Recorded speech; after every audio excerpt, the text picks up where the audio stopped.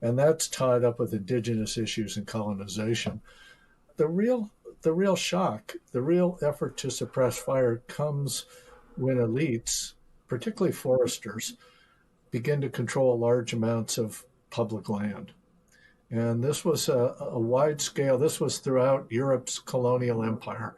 It was in Algeria. It was in India. It was all over the place. The U.S.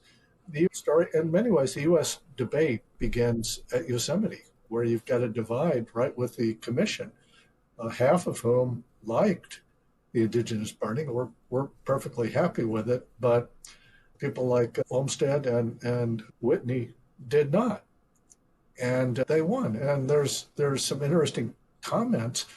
Emil Ernst, who was a forester at Yosemite, I think in the 1860s, looked back on it all and he said it's remarkable. So many people held to a policy with which they professionally and personally disagree.